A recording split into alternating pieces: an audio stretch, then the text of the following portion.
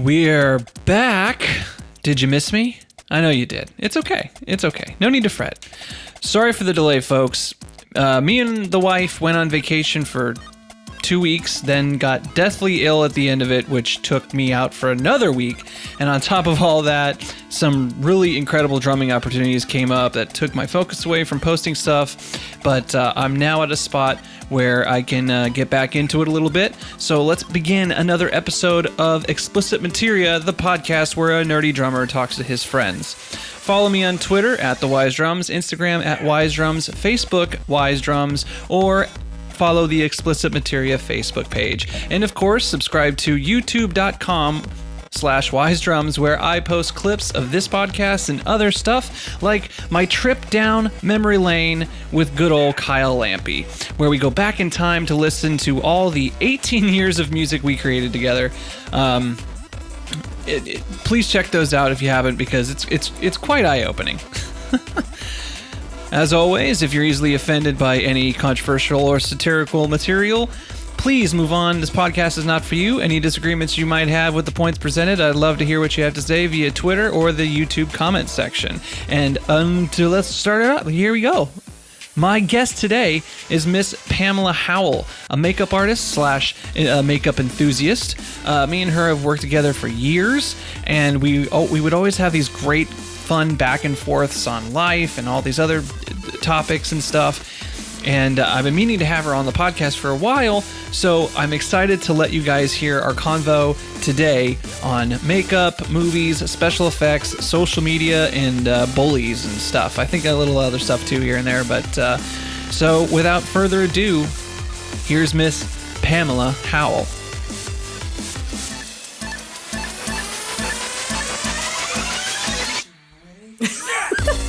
To hear. I need a better way to do this. I've been brainstorming, but I can't think of a different one. That's what you have to put on there. Just you slowly inching on there. Okay. Here. Okay. Let me fix this for you. All right. Yeah. Yeah. Comfortable? Yeah. Okay. A little nervous. All right. You're a little nervous. It's okay. Get the heebie-jeebies out. I'm scared I'm going to be like, After minute 10, we'll just be sitting here and just having a conversation at the dinner table. Okay. That's all it is. Okay. Just pay attention to Just pay attention. Yeah. Ladies and gentlemen, we have Miss Pamela Howell. I will call her Cece sometime during this podcast because her name used to be Pamela Cecil. Yep. Then she got married. No, you can't call me How. Yeah.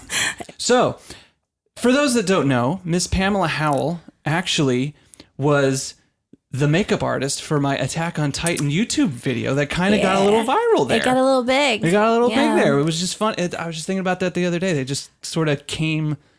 Like, I still show people dress that. up like this. Like every time like Daniel's friend comes over or like something, they're like, well, what can we watch on YouTube? I'm like, well, if you want to see my makeup looks and if you want to see an awesome drummer, I got a good video for you.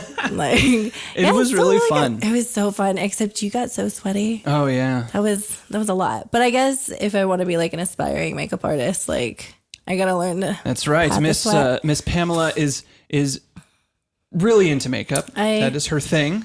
Love makeup. Like it's what made you so inspired by makeup? What was it? What was the thing? So my dad, I know that's so weird, but like Your dad wears makeup? Yeah. He's a very pretty man. So when I was growing up, I was like really young, like 6, 7. Me and my dad used to watch like a lot of scary movies. And my first scary movie that I ever watched was American Werewolf in London. Terrible mistake because...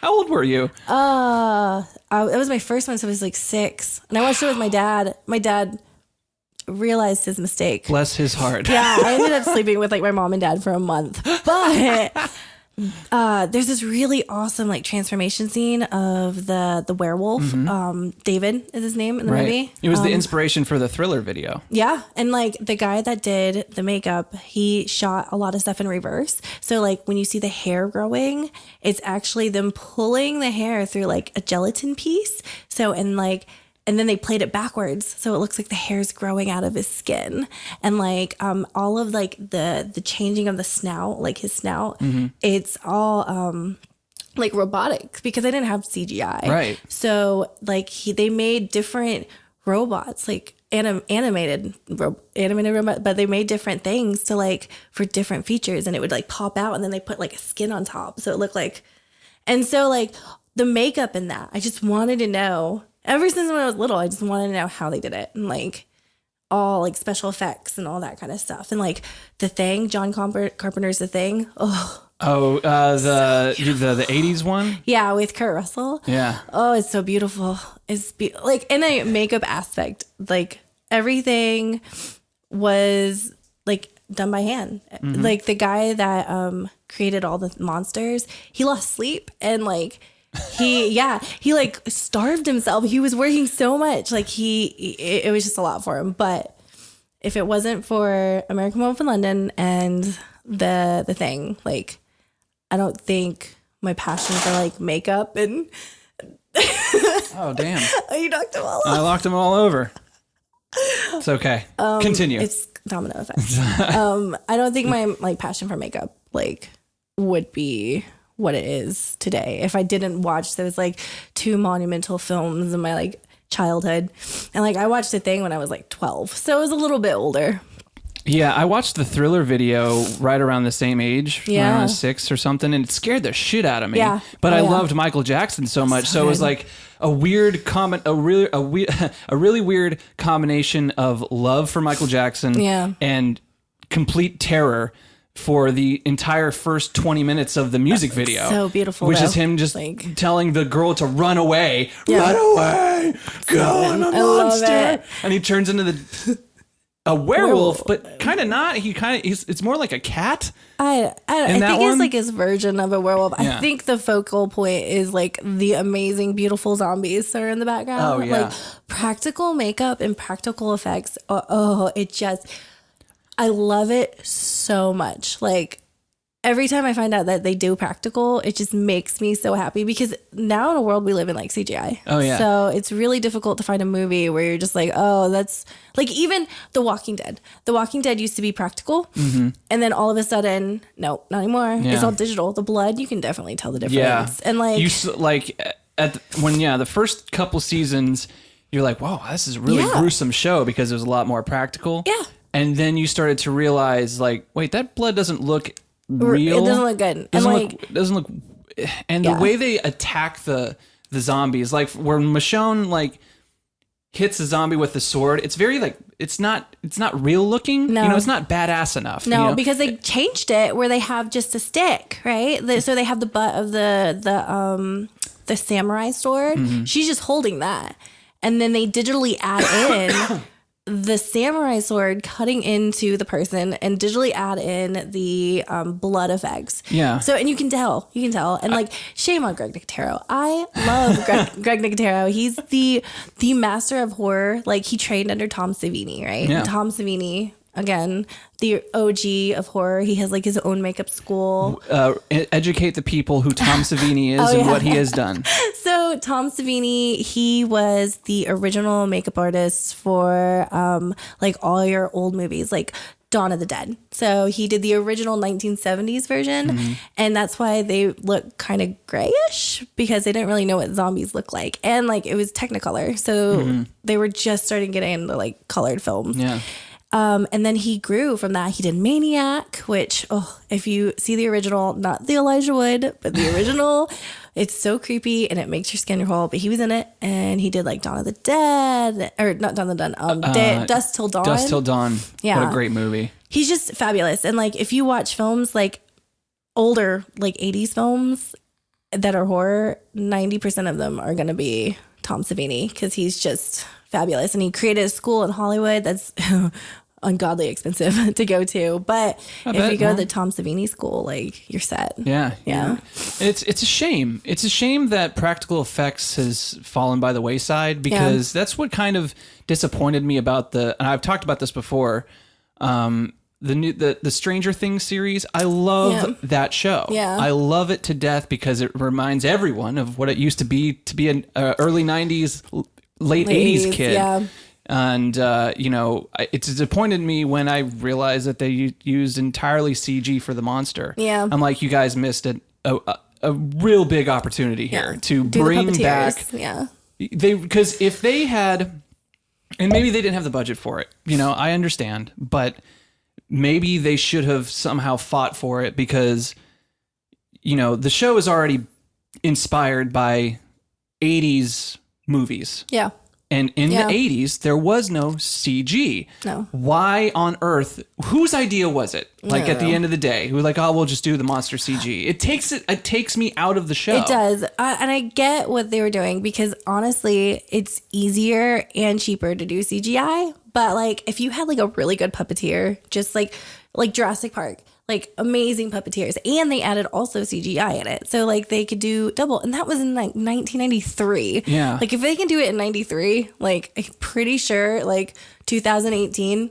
And it might be not just expenses; it might also just be time. Yeah, you know, because you know, I can understand if things fall apart because you're dealing with actual physical things that are in real life, and the goo and the blood and all this stuff, and you know, you don't get the shot just right, so you have to reset, and resetting that whole scene might take an entire day. Oh yeah. You know, so I can understand why they don't want to go that route, but at the end of the day, man, if you nail it, if you freaking nail it, like for The Thing, you know, the movie The Thing, so like beautiful. That still is a great, fantastic, gory, horrible movie. Oh yeah. But like it's still great because it's all practical and it was done perfectly. Yeah. And they took time to do it.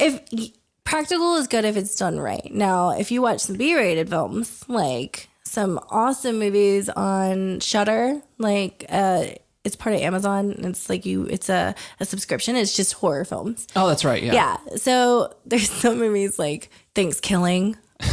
That's Thanksgiving. That's our lineup for like Thanksgiving is like Thanksgiving. It's about a killer turkey that goes on the ranches and like smokes a bunch of weeds and like does crazy things like that. Practical effects like not really believable, but if it's done right, like it's a good thing. I love it. I love seeing blood spew out of a vein. It's beautiful. It's art. I mean, maybe not real blood. Maybe, but it's crazy. Like for about 10 years. Wait, ever since the Matrix movies came out, I've been thinking to myself, I'm like, okay, CG is on its way to catch up to real life. Here we go, and it's 10 years later, and not really. It's still not real enough for me. I don't know. Like, okay, so Life of Pi that was shot.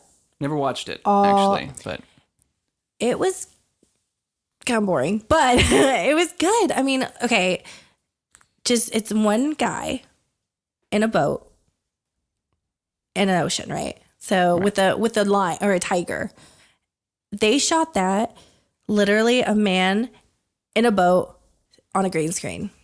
There is nothing real in that movie. They did an amazing job, but it was really expensive, and that production company went out of business like right after that. They went bankrupt. Wow, I didn't know that. Yeah, went completely bankrupt because they spent all their money on this, and they didn't really get the payoff. Yeah, so they went bankrupt, and that's crazy. Yeah, I don't know. Like, it could be really good. Like, you could rock CGI like Life of Pi, but you could also go bankrupt in the process because Lumia is like the biggest CGI company. Like if you hear Lumia, that's like the biggest one that everybody uses because they're so good at everything they do. And like they do a really good job. I think they did Ready Player One. I think Lumia did that. And they do a lot of like TV touch-ups too. So yeah, they're the major. I like movies. Yeah. Movies are fun. Oh, speaking of movies, we just watched last night. We watched the Fire Festival documentary. Yes. Have you seen it? No. Oh my God. Me and Chels were like so into it when it was happening. We were reading all the live tweets and we were like, oh my God, these poor little rich kids. Like I should feel bad, but oh, you definitely do not feel bad for them when you watch the documentary. The FEMA tits, I don't know. Like the FEMA tits. No, this documentary is so good. Y'all, you need to watch it because it's so freaking good. It just goes in the inside. There's like back. There's behind the scenes footage that they were going to use if the festival turned out to be this big, huge, crazy, great thing, but the footage was instead used for this documentary, and it just showcased the freaking shit show that was the Fire Festival. But it happens every time someone tries to plan like an amazing festival and it's like they don't do it right. Like on YouTube, there was TanaCon, that shitstorm that happened. Same thing. Yeah. Same. They just completely ignore the logistics of the whole thing. It's like you can't, for Firefest, you couldn't buy an island. Jaw rule. Really? They did buy, they rented it. Well, see, I think I don't want to ruin the documentary for you because it's like, you watch one thing, you're like, oh my God, I can't believe that. And then like a week will go by and you'll go, oh my God, I can't believe that happened. Like all these, it's just a domino effect of terrible things that happened to these guys who thought they were going to pull off the biggest festival that has ever existed. This big private, experience for people who are rich enough to pay for it. Like, I wonder if they put the live tweets in the documentary because they did. Me and Chelsea, we were just standing there, like we could not stop for. I think it was like 2 weeks. We were just like, oh my God, Chelsea, look at this. Oh my memes. God. Oh, the memes were great. The memes were the best because they showed a little bit of the memes. I wish they went a little bit further into the memes, but I understand it's an hour and a half long documentary. You can't have 20 minutes worth of memes, which it could have filled. It was when all that was going down. I was like, wow. But yeah, that dude apparently went to jail for 6 years. Well, I heard, like, not to spoil or anything, but you can read the news and you can find out people's, but I heard that he, like, didn't give back the money. He couldn't. Yeah.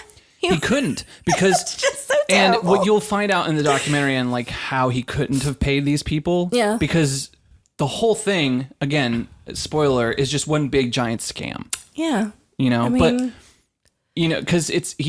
I don't want to spoil too much for you, but it's like... Because me and my husband are probably going to watch it tonight. I didn't realize how much of a blowhard this guy was because when he first started getting this going, he looked like he was going to be the next Mark Zuckerberg. He had that look. He was intelligent. He was smart. He was able to get viral marketing attention really quick. And he was able to zero in on that and get, obviously, because the marketing campaign before the Fire Festival even started was beautiful. Yeah, until everybody was just like, ooh, this doesn't, we're just going to, but they weren't getting paid. Like the people that were promoting it, like if you heard, they weren't getting money, so they stopped promoting. They were like, well, you're not going to give me money. You promised me this. You promised me that.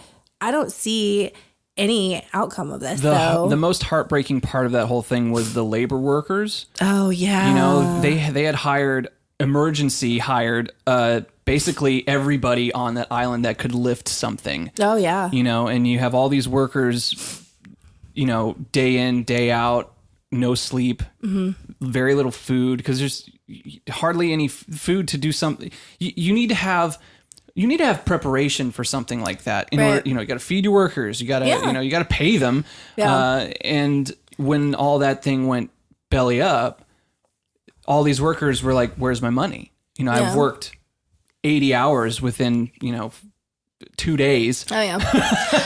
It takes a special kind of person to like scam a lot of people out of money because like he claimed that he spent all the money that from the rich kids to Firefest, right? That's what he claims. Yeah. I don't buy it. I think he put it in a bank account somewhere and like he was like, okay, well this is all gonna blow over. Like I don't have the money because I spent it on this and people got some money, but I'm gonna keep the rest. And I honestly think you have to be a little bit of a sociopath to have a job like that. Oh, yeah, for sure. You got to have a big, huge ego. Yeah. And it also brings up another conversation that me and my wife had last night about, the influencer culture. Oh, it's huge. On Instagram. Yeah. We had a conversation of is that healthy for people to just go base their entire career solely on looks, essentially. And you have your fashion ones that are more classy and more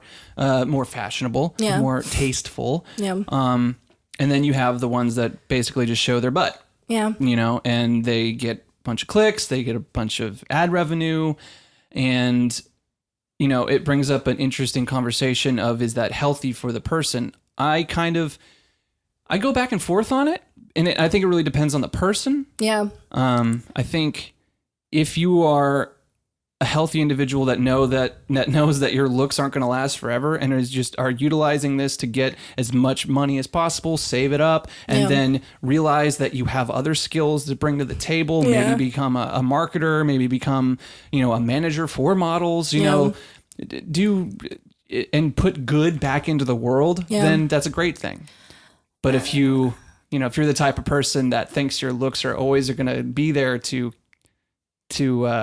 help you financially, and you get a big head over it, and you're not in for a good end game.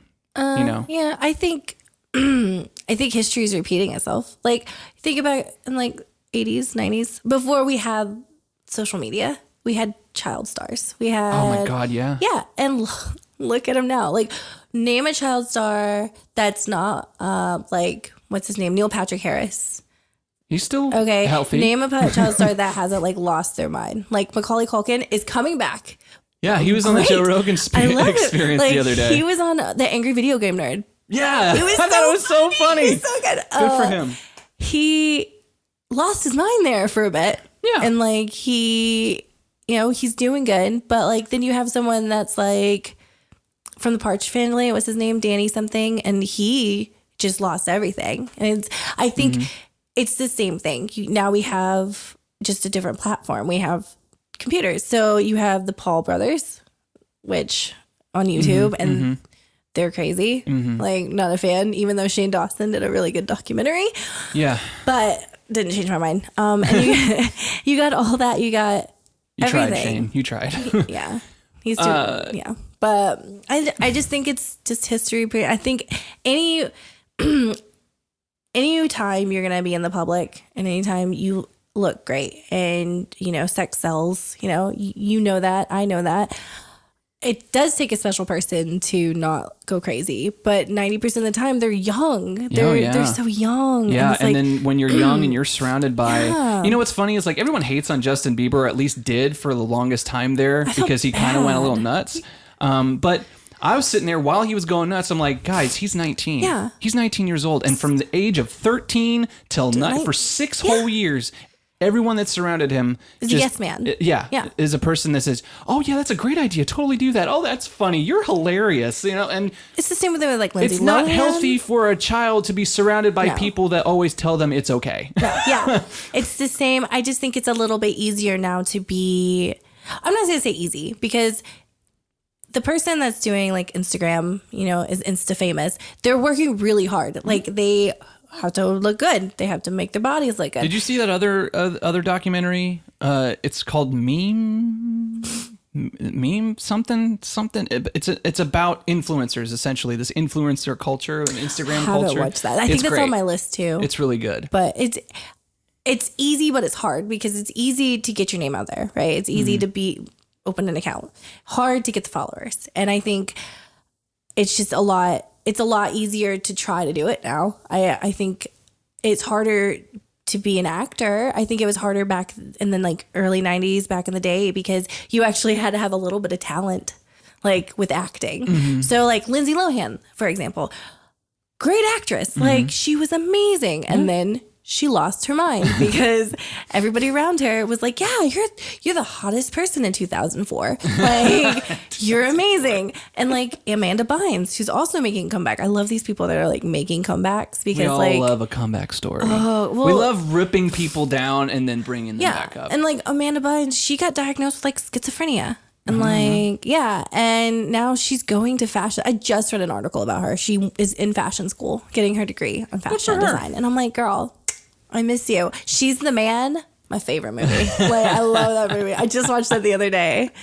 But no, I think the internet itself, and I think social media itself, it fucks with everybody. Yeah. Like, I'll be on Facebook and I'll be like, oh, this person, she has like such a good life, and it's like, no, they have a good Facebook life. Like, who knows what they're like not on social media. Yeah. I think there was a person that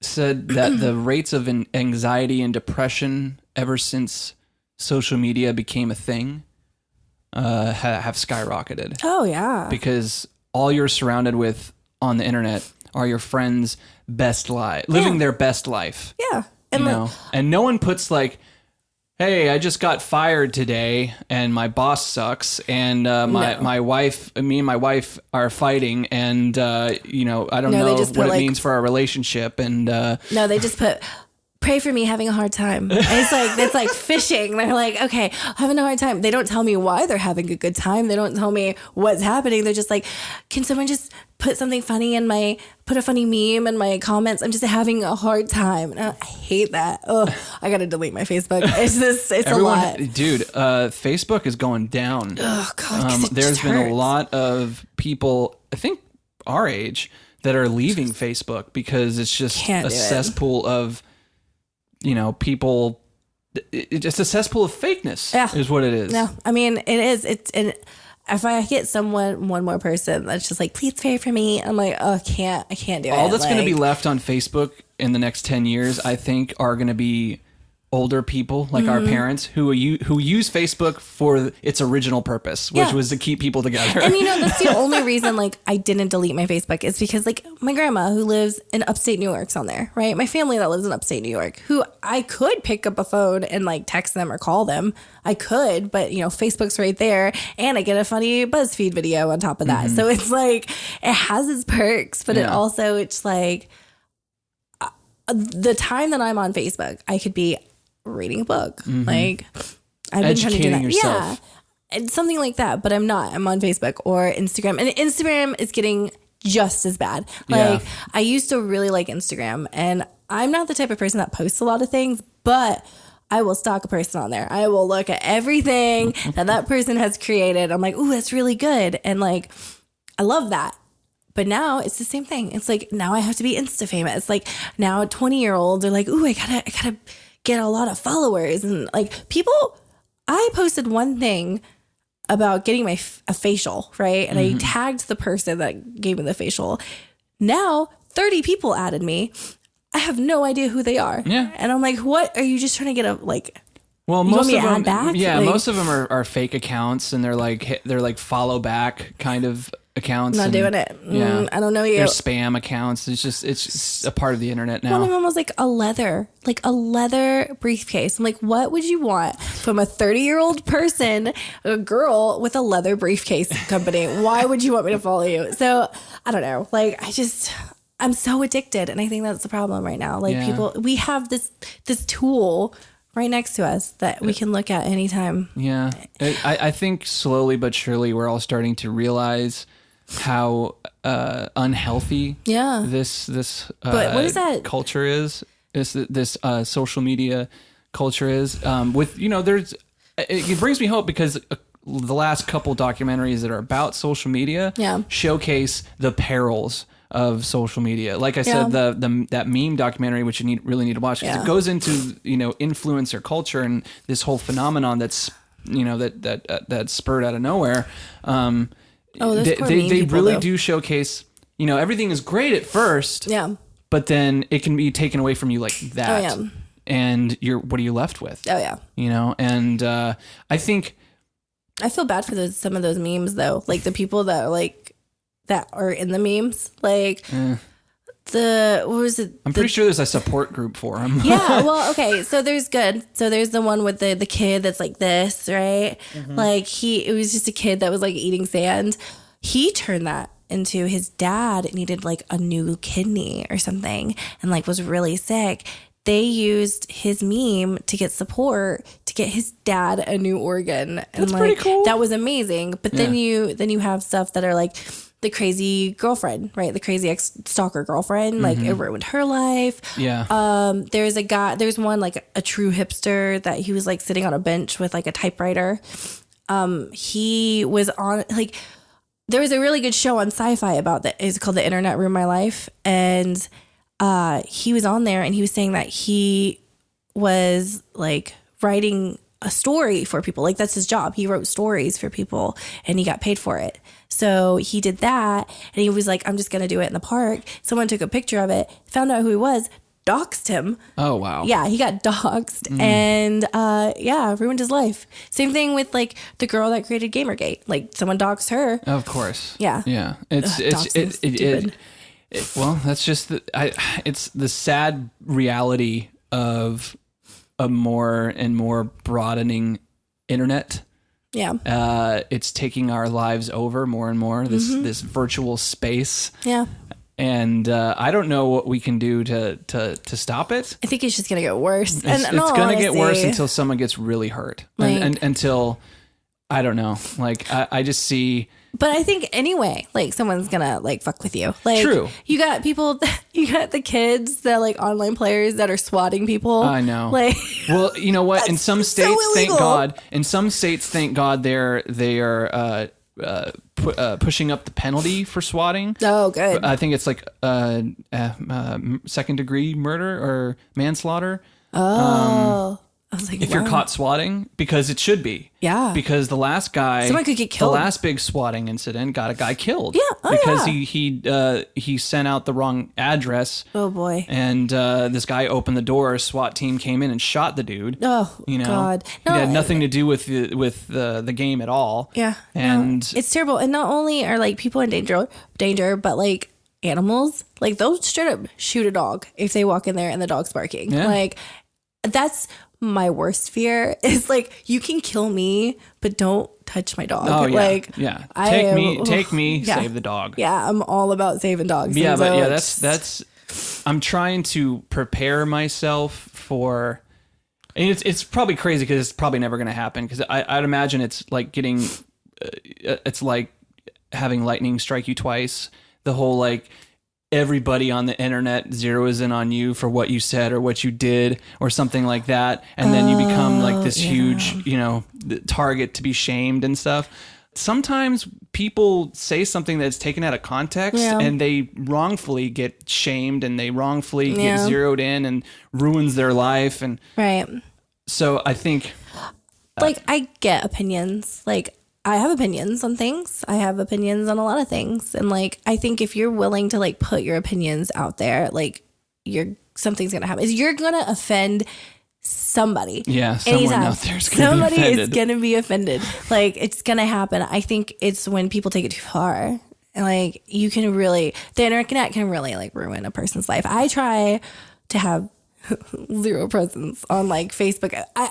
I get mad at some posts and I just like, ooh, I just want to say something, you know? It doesn't help. Yeah, it's like it doesn't fighting help. with an imagining person because that's what you're doing. Like you don't know the person; they're anonymous. I mean, I know them, but they're never gonna. I do it to my sometimes, face. And I always catch myself, like, after paragraph 5, I mean, having this conversation with somebody, I'm like, what am I doing? Yeah, it's stupid. I'm just like, you know what I'm gonna do? I'm gonna unfollow you because I don't like your opinion. Yeah. Like I didn't, I'm all about like understanding people's opinions. Like I'm all about being really understanding, but like when there's something where I'm just like, we are never gonna see eye to eye, like might as well stop it now. We're just gonna back off. Like no, I try not to say anything that's gonna get me, screw my life up. And it's honestly sad that like our culture is so obsessed with that right now. Like well, it's a game. Yeah, it's all a game. Everyone wants to be on the side of, oh, that person said or did something wrong, therefore I should be on the team of, I can't believe this, how dare they, that sort of thing. I think it's just like a situational thing too. It's like... It is situational. It depends on the situation. Yeah, but at the same time, it's kind of like, man, I don't even know. It is a scary thought though. Like, I don't know. Think about it. Think about if someone takes a tweet of yours that you said 10 years ago when Twitter first like came James out. Gunn. Like the whole James Gunn thing. Ooh, I felt bad for him. It's...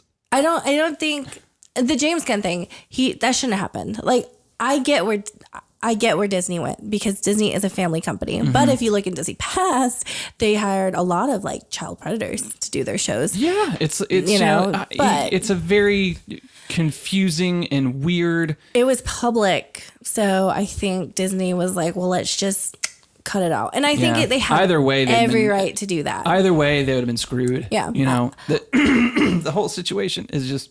But I don't think that's going to stop James Gunn. I don't think it's going to be like. Hopefully that stops because the whole James Gunn thing, the Kevin Hart thing. Oh, yeah. The, going back in time and judging someone for who they were 10 years ago. Yeah. I think there's going to be no host for the Oscars. That hasn't happened since 1989. I want everyone to know, or 88 or something like that. It has never. Kevin Hart was supposed to be like. He was supposed to be the host of the Oscars. Sorry, I haven't kept up with the Kevin Hart. But he said some language. controversial, offensive things in previous, stand-up pieces, and he, in certain tweets that were offensive, and people wanted him to apologize. The thing was that he had already apologized for those bits. Yeah. In like 2012. Is it? Those were stupid.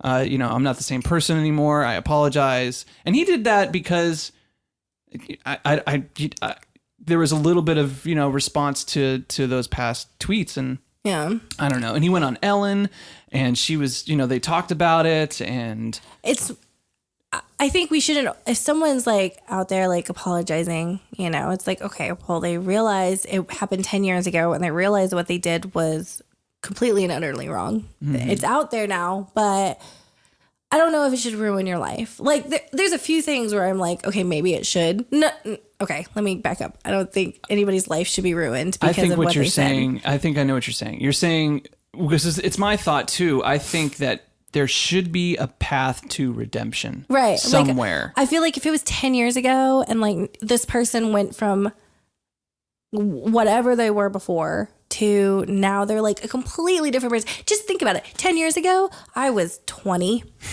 I am definitely not the same person that I was when I was 20 years old. No, I'm sorry. Yeah, I was 20. I was 20 in 10 years ago. And I can't imagine someone looking at me when I was 20 years old. And then saying that you're that person. You're that person. Still. I was the dumbest 20-year-old. Like I should have been murdered. I'm pretty sure that I should have been murdered when I was 20 years old because I did the dumbest shit. I went in strangers' places. I just was like, I should have been killed. That's what every 20-year-old does. Yeah. But I don't think someone should hold that against me. No. I mean, I didn't do like, I didn't say anything offensive. I mean, I can't remember. It was 10 years ago, but I'm pretty sure. You could have said something. Yeah. But like, something that could be, because again, context changes over time. Yeah. You can watch a movie that came out, 1998, and you'll watch the movie and you thought it was a hilarious movie, and then come to find out those hilarious scenes are actually quite offensive today. And you're like, wow, god dang it. Like, I love this movie, but now I have these weird feelings about it because now in this movie would not be okay today. Right. Right. It's weird. I think it's hard nowadays. Like, I just think if you are super passionate about something and you're super opinionated about something, then you should just own it. Don't be like backpedaling, because a lot of people do that too. So they'll get caught with like a tweet and they're just like, oh, I'm sorry, I didn't mean it like that. It's like, no, you said it. Own up to it. Like, I mean, look who we have president. Like, he owns up to his shit. It's like, who? Our president. Oh yeah, he definitely owns up to his I mean, nonsense. We don't need to go down politics. Okay, I'm trying to stay away from the whole political thing. We don't have to talk about that. Yeah, but I'm just saying, like, there's people out there that can be like that, but I think if you own it, like, you're gonna have like Alex Jones, like he has his own special pot of people. It's like, true. And he owns the shit. It's like, I said it. What are you gonna do? You're just gonna give me more views. It's I mean, people like it's funny. It's the Barbara Streisand effect. It's like you want. You yell and scream and bring up this person all the time, and all you're doing is just bringing awareness to that person, and times that by 1 million, and you're not part of the you are now part of the problem. You're not the biggest thing you could do to a bully is ignore them. Yeah. I mean, I've said that. Just don't worry about what this person, if you don't like this person, there's a beautiful button that's called unfriend. Like, or I mute. love that. It's the same thing with like online video games. Like that bullshit that you were showing me a couple months ago, the bully hunters. I still go back to that and it makes me giggle. Oh God. For those that don't know. Oh gosh. There was, and you know what? Let's be fair. I think it was commendable what they were trying to do. I guess. Because, it sucks when you're being targeted by a bunch of online bullies that are better at the game than you, and they say terrible, horrible things to you. Well, don't just mute. Or you can mute. Yeah, right. That is the whole big thing. The whole big thing is like so they created this this weird. I'm trying to explain it. It was so long ago. It was. It still makes me giggle though. It's like they created I don't want to say it was an army. It was kind of like an army. So you call the bully hunters and they go into the game and they kill the player, the bully. Avatar, the person, and they get them off the system. My thing is, and this is a big question. How do they get into that round? You can't just get in the middle of a game. Yeah, you have to go. You have to enter. Isn't it a room? Yeah, there's a room before that's the matchmaking room. Yeah, it's loading all the bits and parts, and you sit in this room, and everyone's kind of talking at each other, I'm gonna kick your ass this game. And then they go into the game. 14. And so you can't just enter a game. You can't. And I think they kind of, if I remember correctly, that's called cheating if they do. Yeah, there's some sort of hacking. I guess they were gonna. They had a special algorithm or something that would allow them to take the place of the player or something like that. I don't know. I don't see that. I mean, maybe they can connect to their their console. Maybe. I don't know. But needless to say, the whole bullyhunters.org thing failed miserably. Because they had a live stream and the live stream was just not properly prepared for, and it didn't look good. The video. And then you add on top the logistics of how it all would have worked, and it just kind of fell apart after that. I mean, I loved that they were trying. I fully support, don't do online bullying, because online bullying can really have terrible effects on people. The way to get around of online bullying is to delete the person that is doing it, to mute the person. Yeah. I mean, I think it's harder. I think high school is harder now because of online bullying. But if you don't have a Facebook, you're not cool. Maybe it's not Facebook anymore. I'm old. Instagram, Snapchat, No, Snapchat's not cool anymore. Oh, really? The kids don't like that? Why? What's taking its place? I think is Instagram. TikTok? No. Oh, okay. What's this TikTok thing I keep seeing? Let me tell you about my guilty pleasure. I love TikTok. I will get on TikTok. What is TikTok? What is that? It's the new Vine. It's the new Vine? Okay. And it's so fun. I will sit there for a good hour and a half and just just scroll up on TikTok. It's addicting. No, I think what took over Snapchat was Insta stories. I think that's they have that little Instagram story thing. I think that's the new Snapchat. But if you talk to a 20-year-old, Snapchat's so dead. All right. Yeah. Okay. I hear this from Chelsea. Yeah. Chelsea is our go-to what the kids are into today. What the kids like these days. I'm stuck in 94. I'm like, hey, did you see this movie that happened 20 years ago? I wasn't alive. Oh God, that drives me nuts. I'm like, you can still watch it. Oh man. What were we talking about? Bully hunters. Bullying. Yeah. I think bullying in general, I think we're thinking about it wrong. I think we're on this kick culturally as, don't bully. And if you bully, you're a bad person. And, and that's true. You shouldn't do those things. Yeah. Because you're just bringing unnecessary terror to someone else's life. But the thing about bullies is they're a bully for a reason. Oh, yeah. It's not that they were just born and all of a sudden they're just this evil person that loves to pick on people. Oh yeah, they have bad home life, something. Yeah. There's there's a Family Guy joke or a Family Guy joke where probably the bully was it? No, or was it Key and Peele? It was Key and Peele.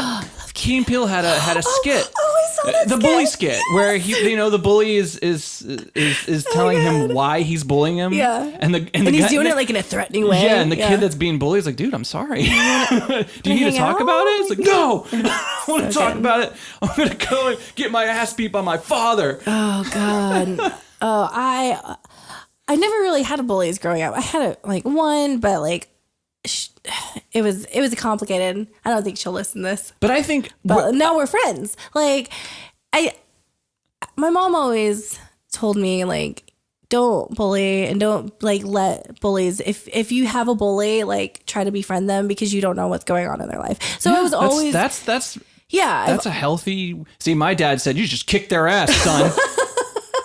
And I wish I did sometimes because I think that's also healthy too. Being able to fight back and defend yourself. Yeah. I think what we're missing here is we're focused solely on the bully, and we should stop bullying.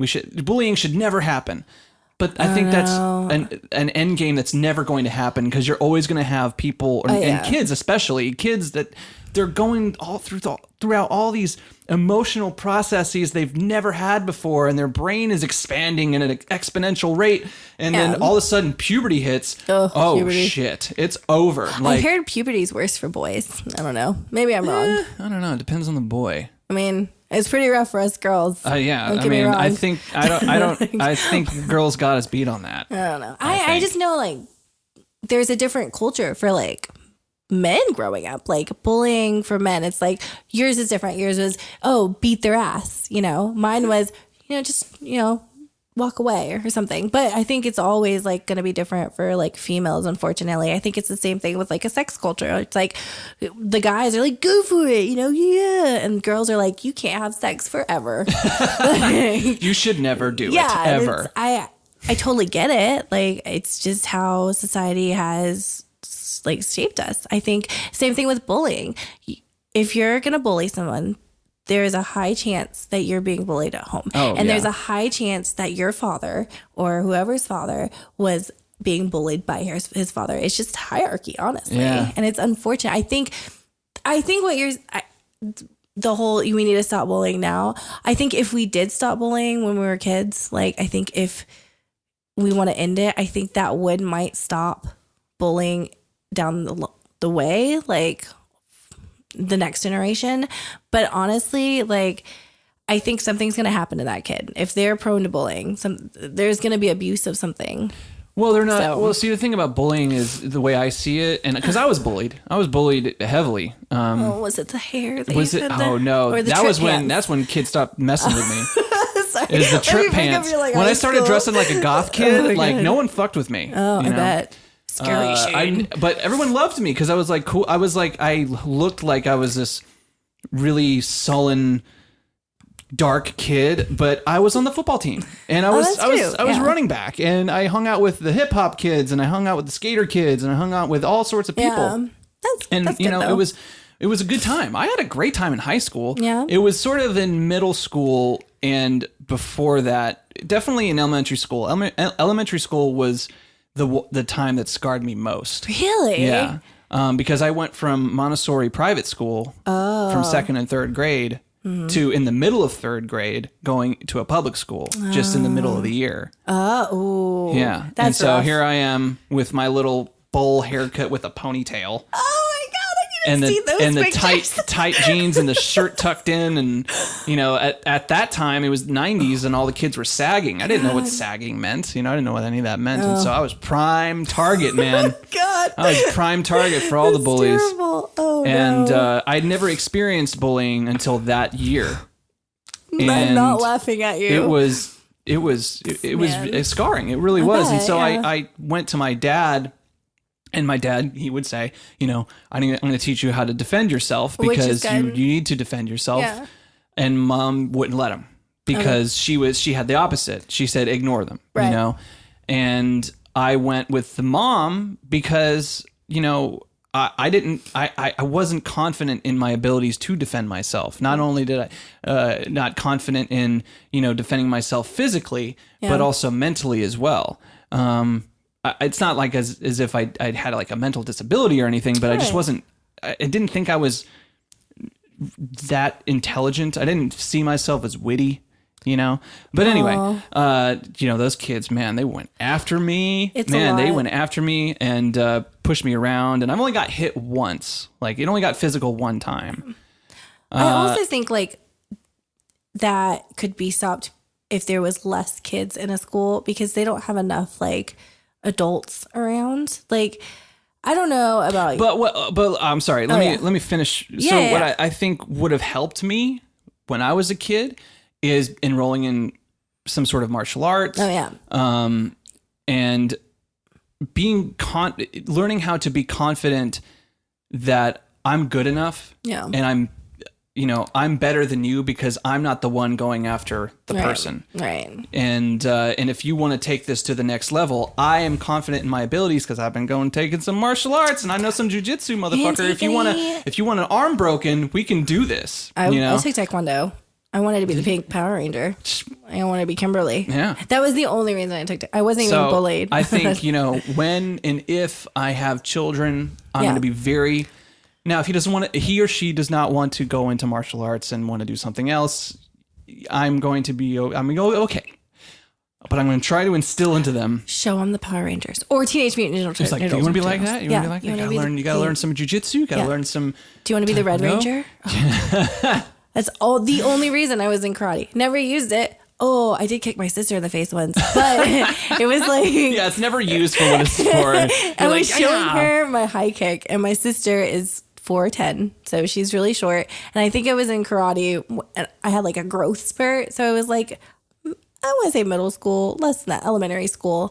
And I had like a really good high kick, and I was like, look what I could do. And she turned, she turned into my foot and like popped her right in the mouth, like face. Pretty sure I gave her TMJ because of that.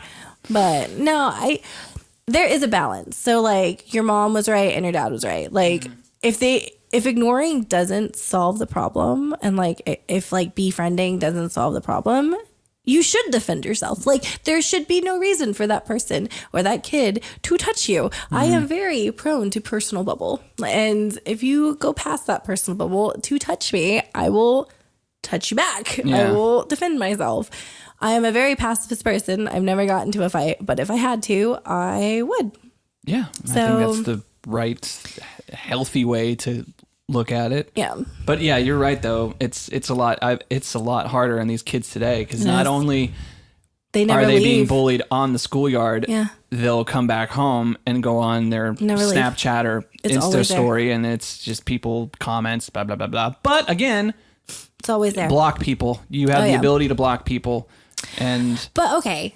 We say it's as easy as blocking people, right? But then when you go back to school and they find out that you blocked this person, then it's going to be relentless. I think it's really hard. When I have a kid, they're not getting a Facebook until they're 21. Like, yeah, I think a lot of parents are doing that. A lot of parents are saying, no social media until a certain age. And there's actually some studies going on right now. Jonathan Haidt was on. He's a, I forget what kind of psychologist he is, or behavioral psychologist. I can't remember what he is, but he is essentially made all of these studies. His newest book is called The Coddling of the American Mind, and he goes through why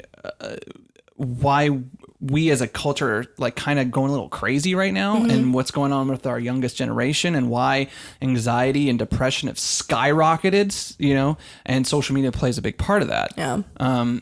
But he said in that podcast something to the effect of, there's no reason why you should let your children have these tools of social media until they are at least 10, at least 10 or something, not 10 or something like 13, 16. I don't, it was a significant number. It was like, okay, that makes sense because your brain is still forming. Yeah. Those are your formative years that make you a person from I guess from 2 to 4. I think 2 to 4 is the time where the brain kicks on. Yeah. And then you're just taking everything in.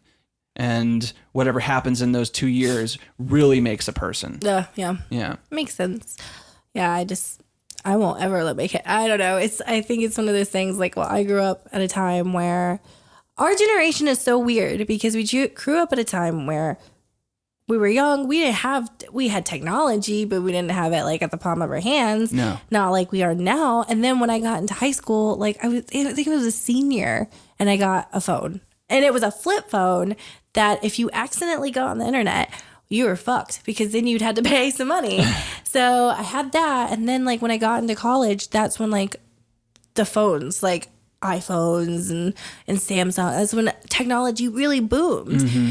And so like I'm still in the generation where I love my technology and I love my phone. Like I'm always going to be on it. Like the millennial is what people say. Mm-hmm. But like nowadays, kids, when they're born, it's like between 2 and 4, you give your kid a little phone to like play be a happy. game or be happy. Yeah. It's the babysitter. And it's like now they're like, okay, well, you have to get a Facebook now or an Instagram or whatever. It's a lot. It's a lot for kids. It's hard these days. Yeah, but we don't have children. Yeah, so you're like, no, I don't know. I want to say don't do that, but at the same time, if you're on 2 hours of sleep, yeah, and over a span of a week, yeah, and you're trying to take care of this little human, and it's just driving you nuts. And you just you start to go insane, and any little bit of peace, just something. It's like, here, take the tablet. I don't care. I'm not saying that my mom didn't put me in front of like my old Nintendo. Like I'm not saying that she didn't use a TV for a television. I'm not saying that. But she also had me go outside and like run around. I think that's important too. Jonathan Haidt actually said the same thing. He said, we don't let our kids out anymore because helicopters. They're helicopter parenting, but how that came about is actually very interesting. Ooh. And statistically, because, so in the 70s, late 70s, early 80s, there was a spike in crime. And there was a couple of abductions that came out really fast in succession. And the news picked up on it, and it was like the news cycle of the years. You know, it was like child abduction, the milk carton kid. Where's Johnny? You know, where's Johnny? Yeah. Great documentary, by the way. You know, and so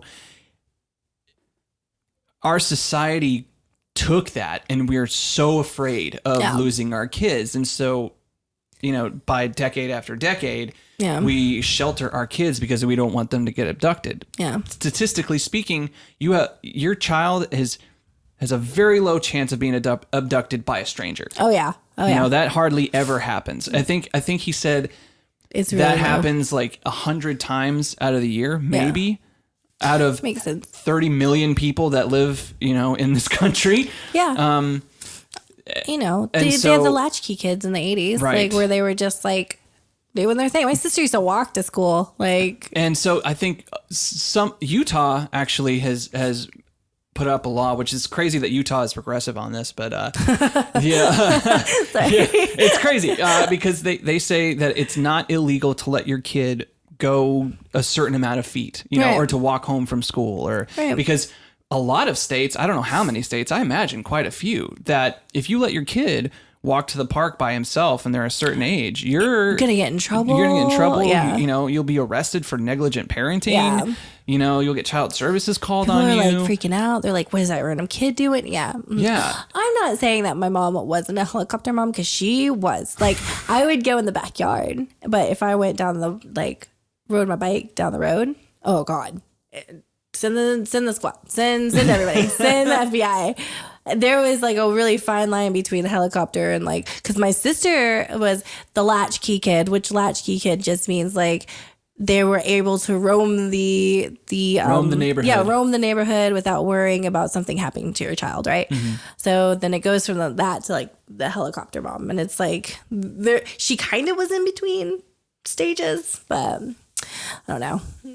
I just think that kids now, they don't go because it's so moms are so terrified, and I think it's honestly because it's our generation now. Mm-hmm. Like my mom was different, so they learned it from their parents. Like, oh God, and because the fucking news. I hate the news so much. I hate the news. Yeah, Facebook, everything, and the news, and it's just crazy. We've had a problem with the news for the past 30 years. Ever since, and people forget. People forget when they're all about, you know, any news. It doesn't matter which one you watch. They're all the freaking same.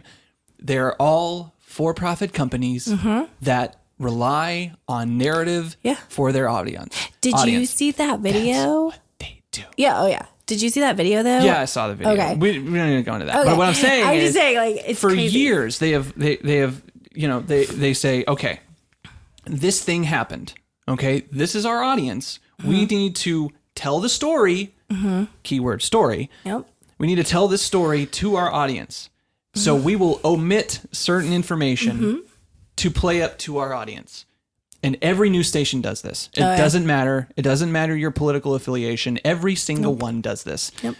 Very few news articles, newspapers, they do the same thing because they are all for-profit entities and they rely on your viewership and your clicks to get money. And so objective news doesn't get any clicks, doesn't get as much clicks. You're like, oh, that's sensible, and I can understand both sides. Therefore, or I can understand the entire context of the situation. Yeah. They now call that clickbait. Yeah. It's clickbait. Yeah.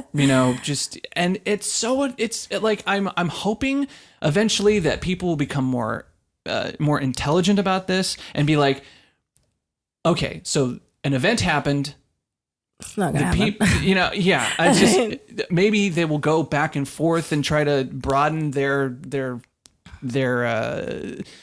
news viewership. But I don't know. It's also like really easy to look at the news now, period, because you have it like, oh, what's this? Oh, I can just Google it. It's like, it's so much easier. I think that's really hard on people right now. And there was a really funny episode of South Park where I think it was Stan's mom was like addicted to watching the news, and like she wouldn't let anybody leave the house because everything was wrong. And like the last scene where she was like addicted, where she was just laying on the couch in like a ball, and like Stan's dad was like, you need to stop with this. And she's like, I just can't go anywhere, I can't do any, and that's what's happening. Like, I was actually having a conversation with a gentleman the other day about trolls and about I think we're more hateful today than we've ever been, and that's what he said. And I said, well, let's look at this objectively for a second.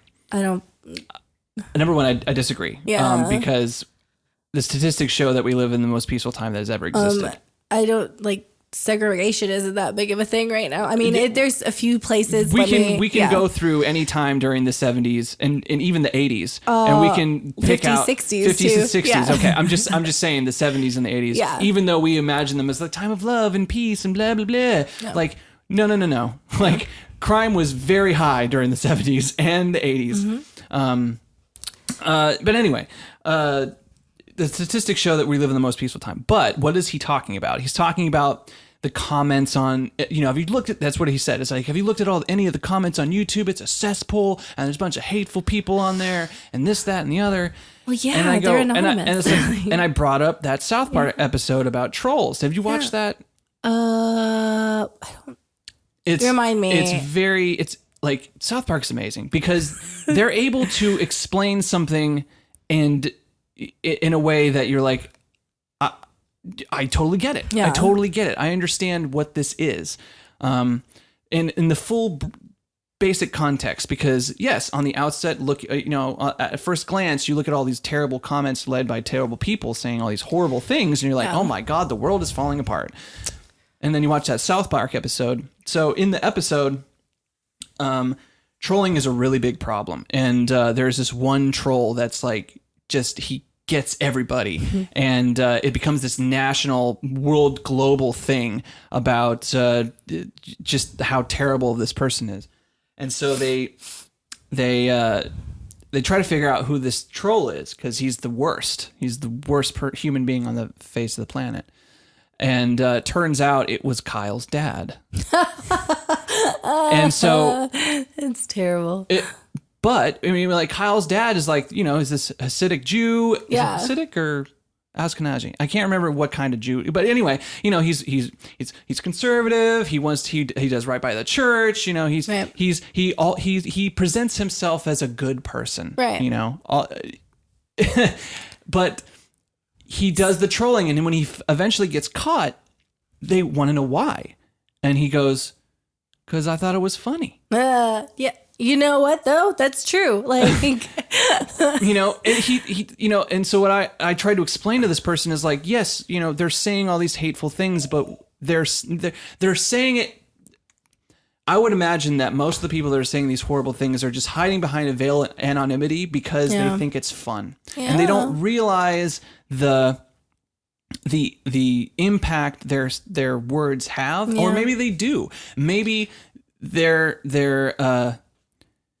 showcasing your own weakness by being offended by what they said. Yeah. You know, I think because I'll look at a hateful comment and I'll go, whatever. Yeah. Like even on my own YouTube channels, like people try to get at me. They'll say like, you're this, you suck, and blah, blah, blah. And I'm like, I kind of play with them. I'm like, you know, maybe I did mess up there. I'll do better next time. But you're giving them the audience though. Like you're like, oh, I know. You know, but I have fun with it. I'm smiling. As long as you're not offended. I'm like, this is fun. This is funny. Like, and most of the time they never comment back. Oh, that's it's interesting. Surprising. You know, because they realize, again, it's like the old adage your parents said. It's like, if someone makes fun of you, it sticks and stones may break my bones. If someone makes fun of you, just laugh with them. Yeah. You know, because then they want to get a reaction. They want that rise. Yeah. And I think that's the only thing that trolls want. Like, they think it's funny. Reaction. There's like anonymity. No one knows who they are, so they can do whatever they want. Mm-hmm. They can say whatever. It could be terrible things. And they can say it because I don't know the fuck they are. Like, I don't know who they are, and they don't care. Right. They have fun with it. Mm-hmm. Yeah. And their name is a troll. They're trolling. They're trolls, and that's the reason why they're trolls. And unfortunate because people really do take that to heart, and it breaks my heart. Yeah, and so I'm trying to explain to him, and you know, the statistics show that we live in the most peaceful time ever, and you know, violent crime of every sort is down. You know, and it's just and the news promulgates the other side. You know, they want you to believe that the world is falling apart. It's a circle. And don't fall into it. Don't fall into the hype. And everybody on Facebook falls into the hype, and it just drives me insane. It's like, guys, unplug for a second. Just pick up a hobby, read, but I do play that some too games. Sometimes. Like, honestly, like there's some things where I read on Facebook and I'm like, oh my God, we're all going to die. And then like my husband, who's amazing, I was like, stop, just Pam, just put it down. Like, think about it. And I'm like, okay, because I'm an anxious person. So the lead singer of Tool, James Keenan, right? I didn't know he had a name. He's the lead singer of Tool. Lead singer of Tool. Really interesting, intelligent individual, but obviously a little what's the word I'm looking for? Eccentric. But he's really intelligent and amazing. He was on the Joe Rogan podcast, and they were talking about just the culture wars that are going on back and forth, and society is going crazy on the internet and whatever. Yeah. And Joe asks him, "What do you think about all that?" And Keenan just looks at him, meteor. Let's just start over, y'all. And Joe Rogan laughed, and he's like, "What do you mean, meteor?" And he's like, and he just says, "If there was a meteor head crashing towards Earth right now, all of this would not matter." It's the Watchmen effect. Have you read The Watchmen? I haven't read The Watchmen. Watched the movie. Oh, read it. Evan let me borrow his copy. Evan's our mutual friend. He's been on the podcast. Evan. Yeah.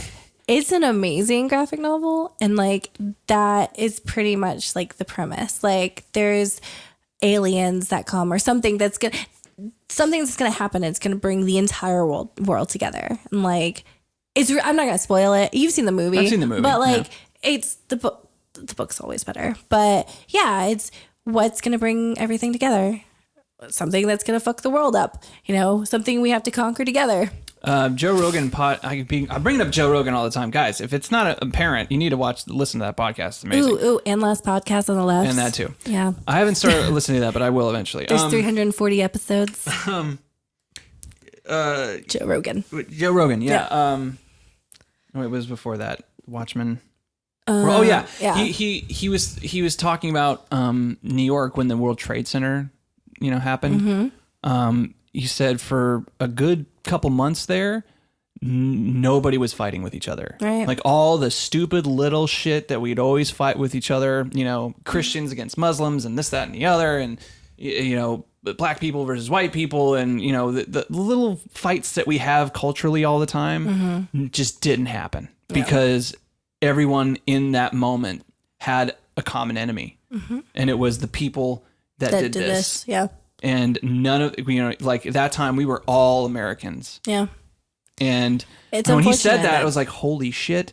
It's just a light bulb hit in my head. It's like, wow, we just don't have, when we don't have something to fight against or something to defend ourselves against, we're going to turn our swords against each other. It's really sad that tragedy brings us together, like as a people. Like you got that, and then you have like the Vietnam War before that, and well, when we were there, not when they came back, but like a lot of tragedies bring people together, and it's sad. Like Columbine, that brought a bunch of people together. All the shootings, like the Las Vegas shooting, just recently, the Las Vegas shooting, there was so much support for everybody there. Yeah. And it's because of that massive tragedy that people brought together. Maybe we should just come together without a tragedy. Like maybe we should just play Michael Jackson's "Heal the World." Oh yeah.